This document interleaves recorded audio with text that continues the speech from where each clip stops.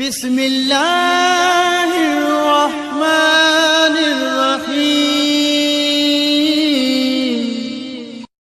اعوذ باللہ من الشیطان الرجیم بسم اللہ الرحمن الرحیم الحمد للہ رب العالمین الصلاۃ والسلام علی اشرف الانبیاء والمرسلین خاتم النبیین طٰہٰ و یاسین وآلہ الطیبین الطاہرین المعصومین المظلومین ولعن الدائم علی اعدائہم ملعونین اما بعد فقد قال المعصوم افضل الاعمال الانتظار الفرج.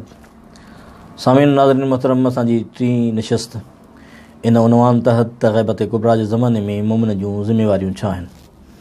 گزارش کئیسوں تو مومن جی ذميواري انتظار کرنا ہے.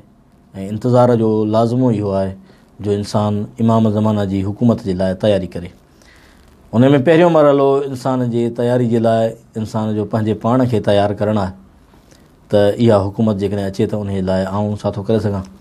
مولا جی پنجی ہکڑی دعائے فرج میں جکا دعا ہے ظاہراً دعا ہے پر حقیقت میں مولا امام زمانہ علیہ السلام جو اسان سبن کے درس ہے تو مجھا شیعہ مجھے غیبت کے دور میں تیاری کیے کن. اللہم ارزقنا توفیق عطا. اللہ سے اسان توفیق دے اطاعت کرن جی فبعد المعصیہ معصیت کھاں بچن جی. یعنی مومن ان وقت میں اللہ سائیں جی اطاعت کے قریب تھے، اللہ سائیں جی معصیت کھاں پرے ہوجے، اللہ سائیں جی نافرمانی کھاں پرے ہوجے. وصدق النیہ عمل جکو بھی کرے ان میں نیت صاف ہوجے. چھو جو نیت صاف رکھن پہروں مرحلو ہے انسان کے عمل جو. دنیا میں جے بھی عمل انجام دے چاہے وہ مذہبی ہوجن معاملات ہوجن گھر جا ہوجن جے بھی ہوجن نیت صاف سے انجام ڈنا وجن تو انہن جی برکت بھی ہے. یہ صاف نیتن والا مانو ہی امام زمانہ علیہ السلام کے لشکر میں شامل تھی سکتا. روایت میں آئے تو نیت المؤمن افضل من عمل. مومن جی نیت ان کے عمل کا ودیک افضل ہوندی ہے.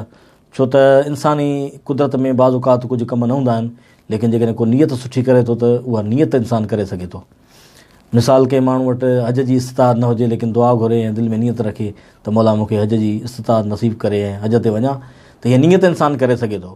بھلے کھاں بھلے کم جی نیت کرے سکے تو توڑے جو ان کے اقتدار میں وس میں نہ ہوجے. و عرفان الحرمہ مولا فرمائن تھا اللہ سائیں دربار میں دعا گھرو تو اللہ سائیں اساں کے حرام شین جی معرفت عطا فرما. جڏहिं हिकिड़ो माण्हू दुआ घुरंदो हराम शयुनि जी मार्फत अता फरमा ऐं हराम शयुनि जी मार्फत जे लाइ कंहिं बि शइ खे न ॾिसंदो, पढ़ंदो न, पुछंदो न, हराम हलाल जे बारे में मालूमात हासिल न कंदो त इन जो मतिलबु आहे उन जी दुआ अबस आहे. ग़ैबत जे ज़माने में तयारी इहा आहे त इंसान हलाल ऐं हराम खे सम्झे ताकी इहा ख़बर हुजेसि त हलाल कहिड़ी शइ आहे हराम कहिड़ी शइ आहे, हुक्म इलाही कहिड़ो आहे, कंहिं शइ खां अलाह साईं जो झलियल आहे. वाकरिमना बिलहुदा वल इस्तिक़ामा ऐं असांखे हिदायत ऐं इस्तिक़ामत नसीब फरमा. वसद्दिद अलसिनतना बिस्सवाब वल हिकमा ऐं असांजी ज़बानुनि ते हिकमत ऐं भलाई ज़ाहिर कर.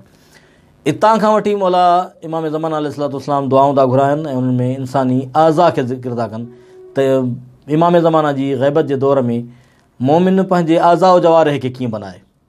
हाणे जेको माण्हू हिकमत ऐं दानाई जूं ॻाल्हियूं ज़बान तां जारी करण जे लाइ अलाह साईं सां दुआ घुरे थो ऐं पाण फहश गोई ऐं बद कलामी में मुब्तला हुजे त इहा दुआ क़ाबिल क़बूल कोन्हे.